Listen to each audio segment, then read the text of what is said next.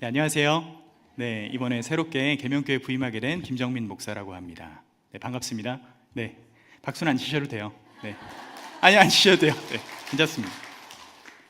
네, 보통 원래 나오면 할렐루야 이러잖아요. 네, 근데 저는 그냥 인사를 드리고 또 저는 주일학교를 섬기다 보니까 우리 교구 목사님들보다도 이렇게 이 강대상에서 자주 접할 기회가 적다 보니까 제 소개를 이렇게 간단하게 늘 합니다. 네, 다들 피곤하시죠? 네, 피곤하시지 않습니까? 지금 가장 피곤하실 시간일 텐데, 안 피곤하신가 봐요. 네, 알겠습니다. 네, 피곤하신 것 같아서 제가 문제 하나 준비했습니다. 문제 하나 풀면서 우리 한번 지나가 볼게요. 자, 좀 지났지만 혹시 6월 6일이 무슨 날인지 아십니까? 6월 6일. 네. 네. 혹시 계명교회는 이게 지혜로우신 분들만 좀 계신 것 같아요. 네, 사실 못 맞히면 어떡하나 좀 걱정도 했지만, 네, 6월 6일은 너무나도 잘 알고 계신 것처럼 바로 현충일이었습니다. 현충일이 뭐냐면 나라를 위해서 우리 숨진 장병들과 또 순국 서열들의 좀 충성을 기리기 위해서 정한 날이 바로 현충일입니다. 다 아시죠? 네. 그래서 올해는 몇 번째였을까요? 네, 이거는 좀, 네, 그쵸. 네, 오늘 알려드릴게요. 네, 무려 벌써 63번째, 63번째로 현충일, 한국전쟁 당시 사망한 전사자들을 추모하기 위해 1956년 지정된 63번째 현충일입니다. 그런데 이 현충일의 의미를 정확히 알고 기리는 이들이 대한민국에서 점점 줄어들고 있다고 해요. 현충원은 국가와 민족을 위해서 목숨을 바친 그런 영령들이 안장된 국립묘지입니다. 그런데 그런 경건함이 함께해야 되는 이곳을 대하는 시민들의 태도가 점점 문제가 되고 있다고요. 그래서 매년 현충일만 되면 현충일의 의미를 되새기는 기사들도 많지만 그렇지 못한 기사들도 동시에 나온다라는 거죠. 예를 들어서 이런 거예요. 생활 쓰레기와 음식물 쓰레기로 인해서 점점 현충원이 환경이 오염되고 있다고 합니다. 그리고 소리를 지르거나 술을 마시는 일부 시민 때문에 민원도 많이 들어온다고 해요. 그런데 이거는 빙산의 일각에 불과합니다. 더욱 놀라운 것은 우리 다음 세대들인 중고등학생들, 우리 중고등학생들의 66%가 어느 국경일이나 기념일에 국기를 달아야 한지 모른다고 응답을 했다는 것이죠. 심지어 한 관공서는 현충일에 태극기를 조기로 개양하지 않아서 비판까지 받았었습니다. 독립운동가인 신채호 선생님 말씀 중에 유명한 말씀이죠. 역사를 잊은 민족에게 미래는 없다라는 말처럼 현충일은 이제 우리에게 있어서 단순히 쉬는 날, 기도해야 되는 날, 그런 날로 인식이 되고 있는 것 같습니다. 학생들에게는 그냥 빨간 날이고 쉬는 날일 뿐 현충일의 의미를 점점 모르는 세대로 우리가 자라고 있다는 것이죠. 전 이거를 보면서 제가 이 현충일을 기리면서 제가 직접 겪진 않았지만 지금의 대한민국을 위해서, 나라를 위해서 희생한 이들을 돌이켜보면서 제 스스로도 참 많이 반성을 했었어요. 그런데 이와 같은 모습이 대한민국뿐만 아니라 우리 교회 안에서도 점점 나타나기 시작했습니다. 많은 다음 세대들이 현충일의 참된 의미를 모르는 것처럼 교회를 다니는 이들에게도 우리가 믿는 예수님이 어떤 분인지, 누구인지를 잘 모르는 세대가 되어버렸다는 것이죠. 최근 다음 세대들이 점점 교회 안에서 사라지고 있다는 건 잘 아시죠? 네, 주일학교가 없는 교회들이 많이 늘어났고 또 점차 줄어들고 있는 추세입니다. 그런 사라지고 있다는 통계와 자료들이 쏟아지고 있는데, 물론 저출산 시대라는 것이 맞물려서 그런 역할을 톡톡히 하고 있습니다. 하지만 그보다 중요한 것은 교회에 점점 젊은 사람들이 줄어들고 있다는 것입니다. 제가 청년 트렌드 리포트라는 책을 통해서 오늘날 청년들의 예수 그리스도의 영접 설문조사 결과를 제가 한번 살펴봤어요. 2012년부터 2017년까지 비교를 해봤는데 2012년도에는 63%가 예수 그리스도를 영접했다고 대답을 했습니다. 그런데 불과 5년 사이에 52.9%로 약 10%가 5년 만에 줄었어요. 재미있는 것은 영접하지 않았음의 부정적인 대답도 19.7%에서 13.4%로 무려 6.3%가 줄었습니다. 정리하면 영접했는가에 대한 선명했던 대답들이 크게 줄었다는 것을 잘 알 수 있는 것이죠.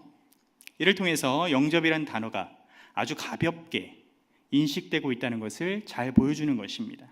따라서 예수님을 믿는다는 것이 전인적인 변화를 가져오는 개념보다는 어릴 적 그냥 예수를 믿든 또는 믿기로 했든 그 상황으로만 이해될 수 있는 거죠. 그냥 너 예수 믿니? 라고 했을 때 네, 저 예수 믿어요. 저 교회 다녀요. 너 종교가 뭐야? 네, 기독교예요. 그냥 이렇게 대답만 한다는 것입니다. 제가 예전 교회에서 사역하면서 지금까지 사역을 하면서 아이들 신방을 계속 했었어요. 근데 그 신방을 하면서 공통된 질문을 하나 합니다. 모든 아이들에게 다 물어봐요. 그게 뭐냐면 그것은 바로 교회를 너 왜 다녀? 라고 물어봐요. 너 교회 왜 다니니? 대부분 아이들의 대답이 무엇인지 아십니까? 바로 구원받기 위해 다닌다가 90%가 넘어요. 저 구원받으려고요. 저 천국 가려고요. 천국 가기 위해 교회를 다닌다는 것은 틀린 말은 아니에요. 그렇죠? 하지만 이 구원이란 것이 무엇이고 구원의 주체 대상이 누구인지에 대해서는 정작 관심을 갖지 않고 그리고 교회도 생각보다 언급을 하지 않는다라는 겁니다. 구원에는 관심이 많아요. 정작 구원자이신 예수 그리스도의 정체성에 대한 관심이 점점 떨어져 가고 있다는 것입니다. 대답은 정말 신명나게 잘해요. 너네 천국 가려면 누구 믿어야 돼? 예수님이야! 대답은 너무 잘합니다. 그렇죠?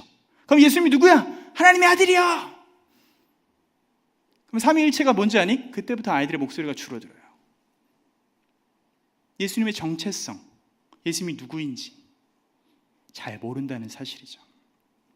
얼마 전 청년들이 이단에 왜 이토록 빠지는가에 대한 질문에 청년들이 이유를 공통적으로 이야기한 것을 제가 한번 살펴봤는데 사람들이 이 힘든 세상에서 교회를 나가는 이유가 뭘까요? 피곤하고 힘들고 하루 먹고 하루 살기 바쁘고 그렇게 힘든 상황 속에서도 교회를 나가는 이유가 뭘까요? 그것은 바로 구원을 받기 위해서라고 합니다. 다들 열심히 살아도 이 길 끝에 행복이 없다는 것을 이미 다 알고 있어요. 이미 난 성공할 수 없고 난 떼부자가 될 수 없어. 난 TV에서 흔히 나오는 재벌처럼 성공할 수 없어 라는 것을 다 알고 있어요. 더군다나 죄의 문제와 사망의 문제에서 자유롭지 못하다는 것을 알기 때문에 아무리 내가 힘들고 피곤해도 교회를 나간다고 해요. 이런 문제들에 대해 교회에서 듣고 싶은데 요새 많은 교회가 이 구원의 문제에 대해서 이야기를 하지 않는다고 합니다. 하나님께서 함께 하십니다. 여러분 하나님께서 함께 하시니까 힘내세요. 여러분은 같이 있다는 등 응원하는 말들 뿐이라고 해요. 근데 이미 세상은 그런 이야기로 충분합니다. 오히려 개그맨 김재동 씨가 더 잘할 겁니다. 구원에 대한 명확하고 선명한 대답에 목말라 있음에도 불구하고 구원 없이도 건강한 교회가 많다는 점이 저에게 너무나도 크나큰 충격이었어요. 그런데 재미있는 것은 이단은요, 우리가 그토록 멀리하고 또 그토록 싫어하고 우리가 가까이에서는 안 되는 이단은요, 끊임없이 구원을 언급한다고 해요. 말도 안 되는 해석으로 산출해낸 구원이지만 구원의 내용을 끊임없이 강조하고 그것을 바탕으로 성경을 보게 한다라는 거예요. 교회는 이 점에서 구원 외적인 걸로 자꾸 즐거움을 주려고 그러고 구원 외의 프로그램들로 다양한 것들로 교회에서 많은 것들을 제공하며 그것이 다인 마냥 얘기를 하기 때문에 문제가 되는 것입니다. 물론 모든 교회가 다 그렇다고 말씀드리는 건 아닙니다. 교회가 교회만이 줄 수 있는 길을 잃어버리고 있다는 것을 제가 말씀드리고 싶은 거예요. 점점 예수님이 누군지, 우리가 교회를 왜 다녀야 하는지, 예수님이 이 땅에 오신 이유가 무엇인지, 예수님께서 우리를 왜 구원하셨는지, 그분의 정체성과 그분의 사명과 그분이 걸어오신 길의 명확한 이유와 진리들이 점점 이 대한민국 교회에서 왜곡되고 있다는 사실입니다. 이런 상황 속에서 저는 독립운동가인 신치호 선생님의 말씀이 자꾸 떠오릅니다. 역사를 잊은 민족에게 미래는 없다. 이스라엘 민족을 한번 생각해 보십시오. 우리 신앙생활에 적용해서 예수님을 잊은 민족에게 구원은 없다라고 말하는 것처럼 똑같은 것입니다. 이런 상황 가운데에서 오늘 요한복음을 기록한 저자 요한은 우리로 하여금 요한복음 20장 31절 말씀과 같이 오직 이것을 기록함은 너희로 예수께서 하나님의 아들 그리스도이심을 믿게 하려 하며 또 너희로 믿고 그 이름을 힘입어 생명을 얻게 하려 함이니라. 아멘. 이 사실을 우리에게 깨닫게 하시려고 이 말씀을 주셨음을 다시 한번 상기시켜 줍니다.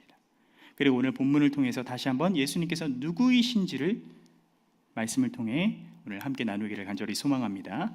자, 요한복음에서 중요하게 생각해야 되는 것이 한 가지가 있어요. 그게 뭐냐면 바로 때입니다. 때. 네. 사람 몸에서 나오는 때가 아니라 우리가 너무나도 잘 알고 있는 것처럼 때입니다. 때. 근데 요한복음 설교를 하면서 이 때가 되게 중요했는데, 마찬가지로 오늘 함께 읽은 요한복음 7장 6절에서도 이 때를 언급하는 모습을 볼 수가 있어요. 그렇죠? 7장 6절에서 예수께서 이르시되 내 때는 아직 이르지 아니하였다라고 기록을 하고 있습니다. 예수님께서 요한복음 1장부터 6장 말씀을 통해서 가나 혼인잔치의 포도주 사건, 그리고 38년 된 표적들, 병자를 고치신 표적, 또 오병이어의 표적을 보여주시는 등 다니는 곳마다 정말 놀랍고 대단한 일들을 보여주셨습니다. 그렇죠? 그런데 이런 모습을 본 예수님의 제자들이 아닌 형제들이 이런 생각을 가져요. 야, 우리 형님은 정말 대단한 것 같아. 야, 진짜 내가 생각해도 우리 형 정말 대단해. 그런데 왜 이렇게 조용하게 살까? 라는 의문을 가지게 돼요. 그래서 형제들인 형인 예수가 되도록 많은 사람들에게 이 기적을 좀 보여줬으면 좋겠다라는 마음을 품게 됩니다. 당시 예수님은 상당한 긴 시간을 갈릴리 지방에서 보내셨던 것처럼 보여요. 갈릴리는 시골 촌동네였기에 형제들이 예수님께서 사람들로부터 멀리 떨어지면 혹시나 예수님의 인기가 떨어지지 않을까에 대한 고민을 많이 했었던 것 같습니다. 이미 12제자를 제외하고 2,000명이 떠난 상태였습니다. 오병이어일 때 떠나거든요. 2만 명이, 2,000명이 아닙니다. 정정합니다. 2만 명가량이 떠났어요. 예수님을 따르던 무리들이. 하지만 이 같은 모습은 요한복음에서 강조하는 때를 예수님의 형제들이 전혀 깨닫지 못한 것도 같은 것입니다. 다시 말해서 예수님의 정체를 몰랐다는 의미인 것이죠. 요한복음 2장 4절에서도 보게 되면 가나 혼인잔치에서 어머니 마리아 역시 이렇게 얘기하죠. 예수님이 무언가를 하실 수 있다고 생각을 했어요. 하지만 예수님께서 거절하십니다. 아직 내 때가 오지 않았어요, 엄마.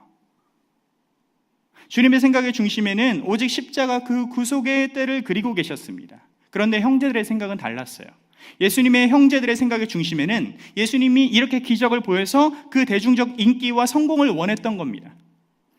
학자들은 여기서 예수 자신의 가족들이 예수님의 메시아 소명의 본질을 이해하지 못하고 있다고 얘기를 합니다. 그도 그럴 것이 오늘 본문의 배경이 되는 초막절을 통해서 형제들의 생각을 통한 야망이 나타나게 돼요. 보통 초막절은 유대인의 3대 절기 중 하나로 유월절, 오순절, 초막절이 있습니다. 그렇죠? 근데 초막절은 이스라엘 백성들이 출애굽 이후 광야에서 40년 동안 장막 생활을 한 것을 기념하기 위해 지켰던 절기였습니다. 근데 이 절기는 보통 양력으로 7월 15일부터 한 주간, 일주일 동안 지켜졌습니다. 이때는 5,000명을 먹이신 이적이 있은 지 대략 6개월이 지난 상태였어요. 근데 요세푸스의 전승에 의하면 이 절기는 3대 절기 중에, 말씀드렸던 3대 절기 중에 가장 인기 있는 절기라 이때가 되면 수많은 신실한 자들이 예루살렘으로 다 몰려들었다고 합니다. 따라서 형제들은 생각했어요. 야, 예수님께서 이 초막절에 많은 이적들을 보여주고 기적을 행한다면 수많은 새로운 제자들을 끌어모을 수 있을 뿐더러 그가 전한 말씀도 아주 빠르게 전파될 수 있을 것이라고 생각했던 것 같아요. 종교 지도자가 자기 뜻을 펼치는데 초막절에 예루살렘보다 더 좋은 장소가 있을 수 있을까요? 특히 거기엔 뭐가 있었죠? 성전이 있었습니다. 예수님의 형제들은 종교적으로 두각을 나타내고자 하는데 관심이 있는 자라면 예수님께서 예루살렘의 주인임을 증명해야 된다고 생각을 했어요. 그렇게 하지 않으면 유대사회의 지도층에 의해서 예수는 그냥 시골 촌뜨기 설교자 정도에 불과했고 그렇게 취급받을 것 같아서 하루빨리 예수님이 초막절에 가서 수많은 기적을 보여주고 오병이어보다 더한 기적을 보여서 수많은 신자들이 따랐으면 좋겠다라는 것이 형제들의 생각이었던 거예요. 그래서 4절에서 보니까 형제들은 예수님께서 엔파르레시아의 방식으로 나타내기를 원했습니다. 엔파르레시아는 뜻이 이거예요. 분명하고 명백하게, 즉 비유의 모호함이 전혀 없이 공개적으로 예수님께서 드러내길 원했던 겁니다. 마치 이런 겁니다. 예수님이 여기저기 돌아다니는 세일즈맨처럼 사람들이 자신의 제안의 매력을 느끼기를 바라면서 상품을 선전해야 하는 사람처럼 생각했던 거예요. 나를 따르면 내가 수많은 기적을 보여줄게요. 제가 재작년에 10월 12일 날 무슨 일이 있었는지 혹시 아십니까? 네. 다 모르시죠? 네. 제가 10월 10일 날 뭐 했냐면 목사 안수를 받았어요. 네. 그 목사 안수를 받으면서 그 목사 안수를 딱 받는데 그 예배가 딱 시작함과 동시에 피아노를 쫙 이렇게 치더라고요, 반주자님이. 근데 그때 눈물이 팍 쏟아지는 거예요. 그래서 그 흘렸던 그 뜨거운 눈물을 흘리면서 주님께서 먼저 걸어가신 그 예수님의 길을 온전케 순종하며 걷게 해달라고 제가 막 기도했었습니다. 주님, 이제 드디어 목사 안수를 받아요. 주님 도와주세요. 역시 목사가 되니까 기도도 달라지는구나. 역시 전도사 때랑은 다르다고 생각을 했습니다.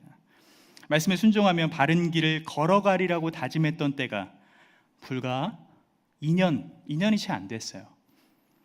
근데 사역을 하다 보니까 목사가 되면 뭐가 되게 신통방통해질 줄 알고 뭔가 대단해질 줄 알았나 봐요.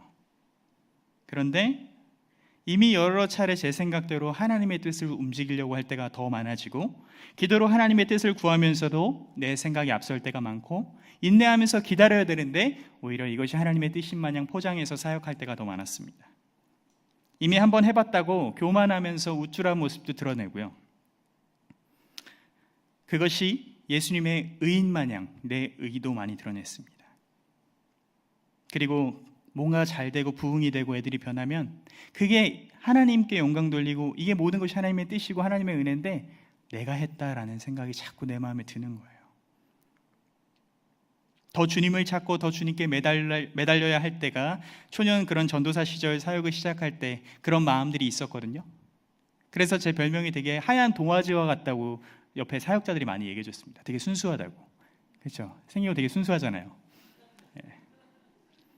그런 순수했던 마음이 목사가 된 지금 보니까 점점 검정 먹물이 스며들듯 어린아이와 같은 순수함이 사라지는 것이 느껴질 때가 정말 많습니다. 하나님의 방법보다 내 의지가, 내 계획이 더 그럴듯해 보이기 때문이죠. 마치 그냥 회사원이 되는 것 같았어요. 이와 같은 부분을 아주 명확하게 이야기해 주는 부분이 바로 요한복음 1장 9절에서 얘기해 주는데 7장 9절에서 얘기해 주는데 7절에서 얘기해 주는데 세상이라는 단어가 나와요. 세상. 근데 이 세상이라는 단어를 좀 들여다보게 되면 하나님과 상반되는 모습을 그려주는 세상을 보여줍니다. 이 세상은 예수님을 영접할 수 없는 상태를 보여주는 세상이에요. 요한복음 1장 11절에서도 보게 되면 예수님이 이 땅 가운데 성육신 하셔서 이 땅에 오셨다라고 기록을 합니다. 그런데 자기 백성들이 영접하지 아니하였다고 기록하고 있어요. 다시 말해서 세상은 예수님을 몰랐습니다. 아니, 알고 싶어 하지 않았어요. 오늘 본문에 나오는 형제들이 딱 이런 모습이었습니다. 예수님께서 나타내고자 하신 것은 형제들의 생각과는 전혀 달랐어요.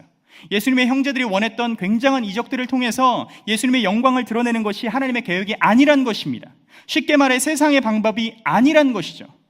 요한복음을 자세히 들여다보면요, 십자가의 때를 향해서 마치 긴박하게 흘러가는 드라마와도 같아요. 아버지 되신 하나님의 계획은 자신의 아들 예수 그리스도를 통해서 치욕의 십자가를 통해 자신을 세상에 드러내길 원하셨습니다. 그리고 그 십자가를 통해 세상의 구주가 되길 원하셨어요. 그것이 하나님의 계획이었고 하나님의 방법이었습니다. 주 안에서 사랑하는 여러분, 우리의 잘됨을 위해서 그리고 잘 먹고 잘 사느냐에 초점을 둬서는 안 돼요. 우리가 예수님을 믿고 복을 받는다의 신앙에 익숙해져서 예수님을 믿으면 뭔가 형통해질 거야, 예수님 믿으면 뭔가 잘 될 거야 라는데 포커스를 맞추고 신앙생활을 해서는 안 된다는 것입니다. 우리의 목적 달성을 위해서 신앙생활을 해서는 안 된다는 것이죠. 교회 역시 세상의 방법과 가치를 가지고 예수님을 자꾸 이용해서는 안 돼요. 예수님께서는 이렇게 얘기하십니다. 내 때가 아직 이르지 아니하였다 라고 말씀하셨습니다.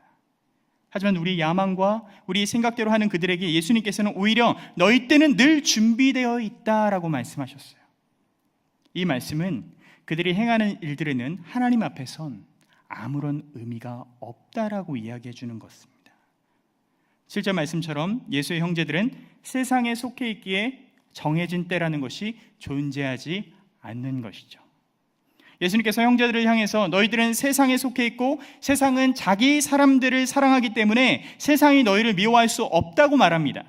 즉 이들은 말씀을 들을 수 없고 말씀이 임해도 그것을 깨닫지 못하고 그들 앞에 성육신하신 예수님을 알아보지 못하는 상태인 것이죠. 이것이 예수님의 형제들의 상태였어요. 예수님은 머리로는 알고 있고 예수님이 나의 형이고 예수님이 나의 형제지만 예수님이 하나님의 아들이라는 사실은 전혀 모르는 거죠. 우리가 교회를 열심히 다니고요, 신앙생활을 아주 열심을 내더라도 생명의 근원 되신 예수님을 발견하지 못한다면 우리는 결코 하나님의 정하신 때와 아무 상관이 없는 자들이 되어버린다는 것입니다. 오히려 예수 그리스도를 온전히 믿는 자들에게는 언제나 세상으로부터 미움을 받게 되어 있어요. 마태복음 10장 22절 말씀에도 보게 되면 예수 그리스도의 이름으로 모든 사람에게 미움을 받을 것임을 예수님이 알려주셨어요. 예수 그리스도를 믿음으로써 우리는 수많은 핍박을 받습니다. 우리의 구원자 되신 예수님께서 걸어가신 길은 결코 우리가 생각하는 그 세상의 행복과 잘됨을 위한 길이 결코 아니라는 것이죠. 우리의 모든 죄를 짊어지실 십자가의 길은 고독과 아픔과 말로 형용할 수 없을 만큼의 고난의 길이었습니다. 우리의 신앙 역시 마찬가지예요. 우리가 예수를 믿는다는 것은 이 길을 똑같이 걸어가는 것과 동일한 것입니다. 예수님을 믿는다는 것은 고난의 길인 것이죠. 진정으로 예수님을 믿고 따라가는 자들에게는 핍박과 고난이 가득해요. 형제들이 생각했던 인기와 성공과 부와 명예와 이런 것들이 나타나는 것이 아니라 오히려 힘듦과 슬픔과 아픔과 고통이 가득하다라는 것입니다. 그렇지만 그 고난 가운데 우리가 하나님의 뜻을 구하고 온전히 주님을 신뢰할 때에 참신앙과 거짓신앙이 결정되는 것이죠. 자, 그렇다면 정말 예수님을 믿는 것이, 정말 우리가 그토록 사랑한다고 고백했던 예수님을 믿는 것이 고난만 가득할까요? 사실 오늘 7장의 중요한 배경이 되는 초막절을 자세히 살펴보게 되면 예수님을 믿는 것이 꼭 고난만 있는 건 아니에요. 제가 앞서 초막절을 가장 인기 있는 절기라고 말씀드렸죠. 그렇죠? 왜 이렇게 말씀드렸냐면 초막절에는 뿌리는 것을 거두는 것과 연관되어 있는 절기예요. 이때에 뭘 수확했냐면 포도와 감람나무 열매를 수확했습니다. 요한복음 2장에 보면 가나온 잔치에 뭐가 쓰였죠? 뭐가 나와요? 포도주가 나옵니다. 네, 포도주. 네, 포도주가 나오는데 성경에서 보통 이 포도를 부정적으로 생각하는 경향이 되게 많아요. 그런데 이 포도가 가진 기능을 전도서 말씀과 시편 말씀에서는 이렇게 기록합니다. 제가 읽어드릴게요. 전도서 10장 19절에서는 잔치는 희락을 위하여 베푸는 것이요 포도주는 생명을 기쁘게 하는 것이나 도는 범사에 이용되느니라. 아멘. 이 말씀을 보게 되면 포도의 의미가 사람의 마음을 기쁘게 하고 생명을 기쁘게 하는 의미로 쓰인 것을 잘 알 수 있습니다. 시편 104편 15절 말씀에서도 사람의 마음을 기쁘게 하는 포도주와 사람의 얼굴을 윤택하게 하는 기름과 사람의 마음을 힘있게 하는 양식을 주셨도다. 쉽게 말해서 포도는 기쁨을 이야기하는 거예요. 그런데 이 초막절에 뭘 거뒀다고요? 포도, 감람나무 열매. 추수한 열매를 저장하는 절기로 다른 말로는 수장절이라고도 불려요. 그래서 기분이 너무 좋은 절기입니다. 가장 대중적인 기쁨의 절기인 거예요. 모두가 누릴 수 있는 절기인 거예요. 가장 대중적인 기쁨의 절기이다가 모두 다 즐거워할 수 있으니까 그래서 대체적으로 초막절은 기뻐하고 즐거워하라는 의미가 많이 나옵니다. 우리식으로 이야기하면 일종의 수양회와 비슷해요. 수양회. 초막절에는 초막을 치고 일주일간 제사를 드리고 말씀을 듣습니다. 이 일주일의 시간은 아주 즐겁고 기쁨이 넘치는 시간이에요. 예수님 당시 초막절에 예루살렘에서 하던 의식이 두 개가 있었습니다. 이 두 가지가 요한복음 7장과 8장을 이해하는 데 상당히 중요한데 그중 오늘 7장에서의 중요한 의미를 살펴보게 되면 당시 초막절에 실로암 못에서 줄을 지어 성전으로 물을 길어 나르는 의식이 있었어요. 물을 기르면 그게 참 힘들고 노동이라 쉽지 않죠. 그렇죠? 저도 물을 길러본 적은 없습니다. 네. 근데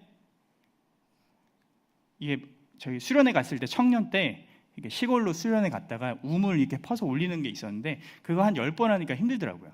네. 근데 그 쉽지 않은 상황 속에서도 힘들겠구나, 정말 춥겠구나 라고 할 수 있는데 이들은 그냥 단순히 물을 나르는 것이 아니었어요. 오히려 기쁨으로 이 일을 감당했다라고 되어 있습니다. 이들은 매일같이 이사야 12장 2절의 말씀인 보라 하나님은 나의 구원이라 내가 신뢰하고 두려움이 없으리니 주 여호와는 나의 힘이시며 나의 노래이시며 나의 구원이심이라 이 노래를 부르면서 기쁨으로 이 일을 감당했다고 합니다. 우물을 퍼도 힘들지 않고 주 여호와는 나의 구원이요 기쁨입니다. 구원의 물을 깃는 마음으로 기쁘게 의식을 감당했고 행하였어요. 뿐만 아니라 스가랴 14장 8절 말씀에서와 같이 그날의 생수가 예루살렘에서 솟아나서 절반은 동해로 절반은 서해로 흐를 것이라. 여름에도 겨울에도 그러하리라. 이 종말론적 말씀의 의미를 가슴에 품고 예수님 오시는 그날의 그 영광을 바라보면서 구원의 성취를 소망하면서 이스라엘 백성들은 이 초막절을 기쁨으로 즐거움으로 지켰던 거예요. 그래서 그게 힘들지 않았어요. 예수님이 다시 오시면 우리를 구원하시겠지라는 그 기쁨이 가슴속 깊이 소망으로 품고 있었기 때문이죠. 그리고 두 번째, 성전 마당에 있는 4개의 등대에 불을 밝히는 의식을 했어요.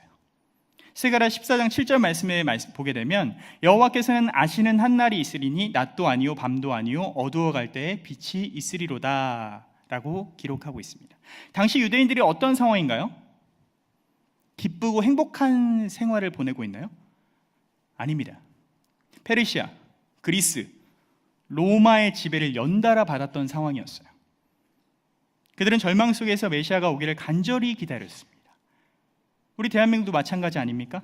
일제강점기를 겪은 우리나라도 수많은 치욕과 고통 속에서 자유의 해방을 기다리고 또 기다렸던 것처럼 말이죠. 얼마나 암울하고 힘든 상황이에요. 그렇죠? 그러므로 이들에게 초막절은 정말 이스라엘 백성이 누릴 수 있는 최고의 기쁨이 넘치는 절기였던 겁니다.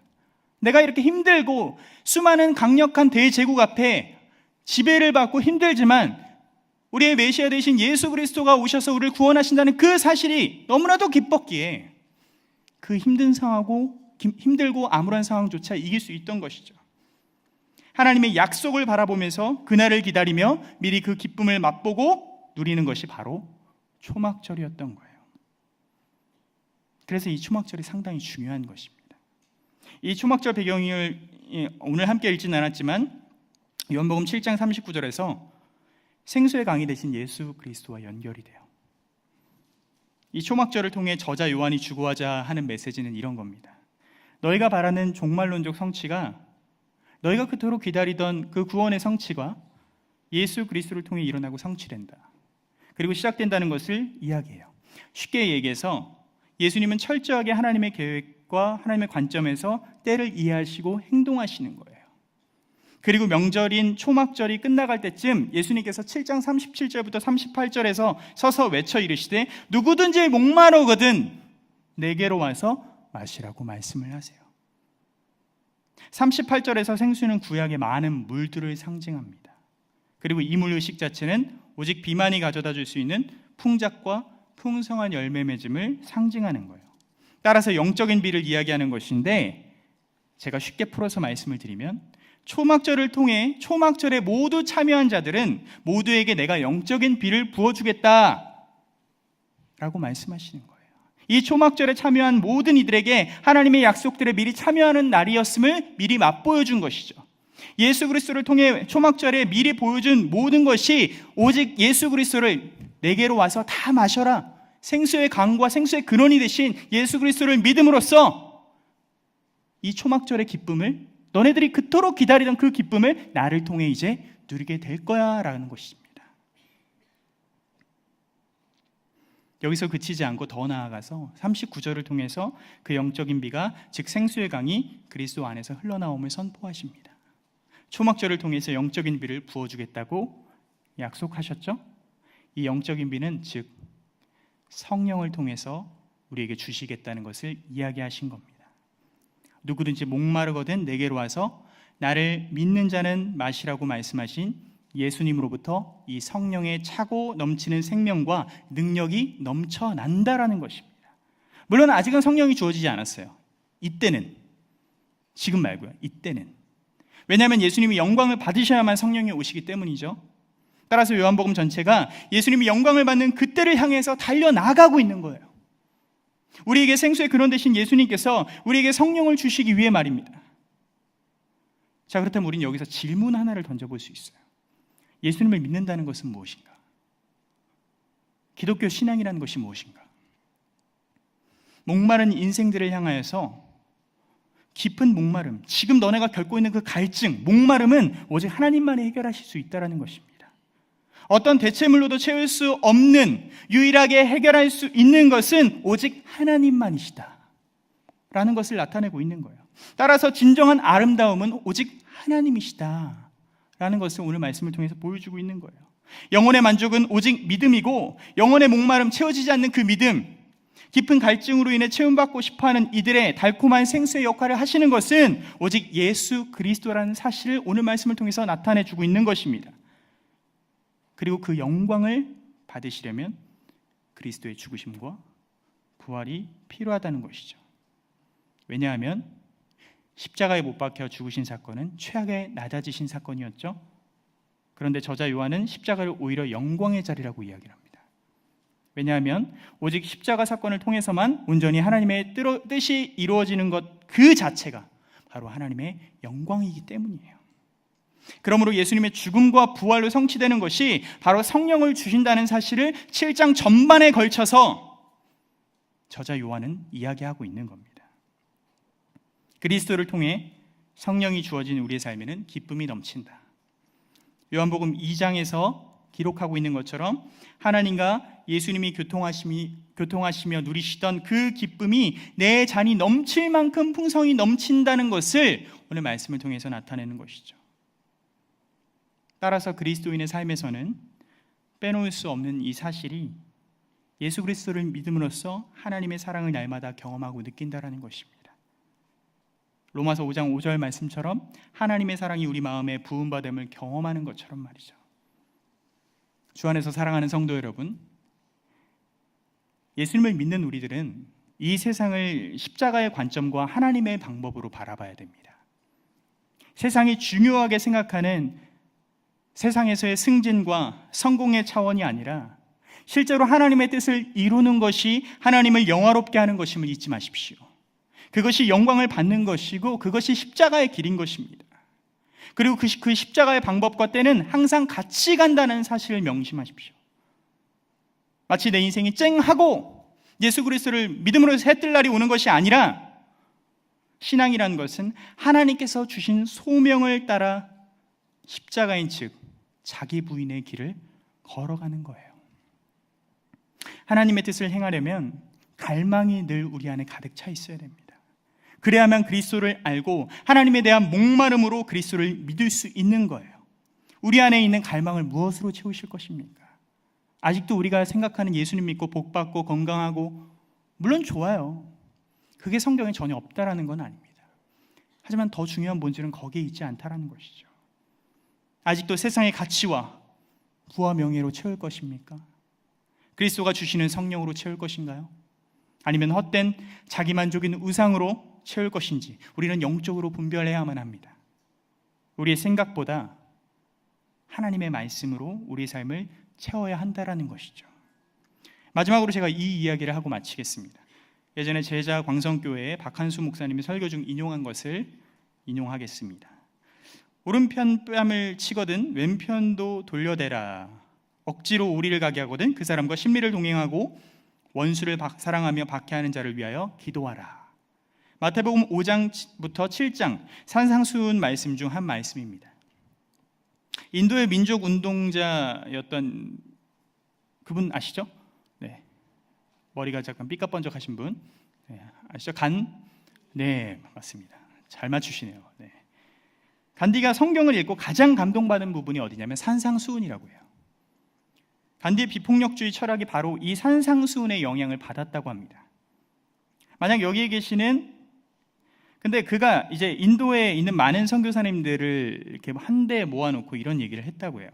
만약 여기에 계시는 선교사님들과 그리스도인들이 예수님께서 가르쳐 주신 산상수훈대로 살고 있다면 여러분이 여기까지 오셔서 선교하느라 고생하실 필요가 없을 것입니다. 왜냐하면 크리스찬들이 예수님의 가르침대로 살아가는 모습을 보고 많은 사람들이 예수를 믿기로 작정했거나 예수를 믿을 것이라고 생각하기 때문입니다. 라고 이야기했다고 해요. 우리 마음에 한 개의 의자가 있다고 볼 때 마음의 의자에 내가 앉아있으면 내가 주인이 됩니다. 돈이 앉아있으면 돈이 주인이 되죠. 사랑이 앉아있으면 사랑이 주인이 됩니다. 내 마음 의자의 주인을 나, 돈, 사랑, 세상이 아닌 예수님께 내어드린다면 오른뺨을 맞고도 왼뺨을 돌려댈 수 있고 속옷을 뺏으려는 자에게 겉옷까지 내어줄 수 있으며 원수를 사랑하고 박해하는 자를 위해 기도할 수 있게 됩니다. 바로 예수님처럼 말이죠. 사랑하는 여러분, 참된 신앙이라는 것은요, 우리가 예수님이 누구인지 알고 그것을 깨닫고 경험할 때에 나타날 수 있습니다. 하나님의 말씀을 근거로 하나님을 영화롭게 하면서 나아갈 때 우린 그 십자가의 길을 걸어갈 수 있는 거예요. 아직도 우린 내 안의 갈망을 우리의 생각으로, 우리의 지식으로 채우는 모습들이 끊임없이 남아있어요. 이것을 날마다 주님 앞에 기도하면서 자기 부인하면서 날마다 나를 죽여가면서 나를 죽이고 예수님을 살려야 돼요. 그것들이 우리 안에 자기만족으로 남을 경우 우상이 될 수 있다는 사실을 날마다 잊지 마십시오. 우리는 우리도 모르게 하나님보다 더 사랑하는 것들을 아직도 갖고 있어요. 우리의 삶에 예수님을 향한 갈망으로 예수님 단 한 분만을 채워가십시오. 물론 저도 그게 잘 안 돼요. 저도 안 됩니다. 말씀을 준비하면서 저 스스로부터 반성하게 돼요. 그리고 하나님한테 다시 기도합니다. 하나님, 나를 죽이고 오직 예수 그리스도만 살게 하소서. 그 자기 부인의 길을 걸어가게 하소서. 그 순수했던 그 어린아이와 같은 마음을 다시 회복하게 해주시옵소서. 예수님 한 분만으로도 만족할 수 있는 신앙으로 늘 훈련되기를 간절히 소망합니다. 힘들어도 슬퍼도 오직 성령님이 주신 그 기쁨이 넘쳐날 수 있도록 간구하십시오. 그래서 우리가 기도하고, 그래서 우리가 말씀을 보고 더 하나님 앞에 엎드려지는 거예요. 우리의 생각보다 하나님의 계획과 방법에 순종할 때, 예수 그리스도 단 한 분만을 온전히 신뢰할 때 주님께서 기뻐하시는 참된 제자들이 되고 참된 성도들이 될 수 있는 것입니다. 그리고 그것만이 참된 신앙의 길인 거예요. 한 주간도 오늘 들은 말씀을 기억하시면서 나의 생각과 나의 가치와 세상에 주는 기준보다도, 우리의 생각보다도 하나님의 말씀이, 예수 그리스도가 누구인지를 날마다 우리 가슴속 깊이 새기며 우리의 힘이 되어 주시고 우리와 늘 동행하시는 성령 하나님의 인도하심과 우리를 위해서 끊임없이 중보하시는 예수 그리스도를 의지하며 승리하는 우리 계명교회 성도님들이 되기를 간절히 소망합니다.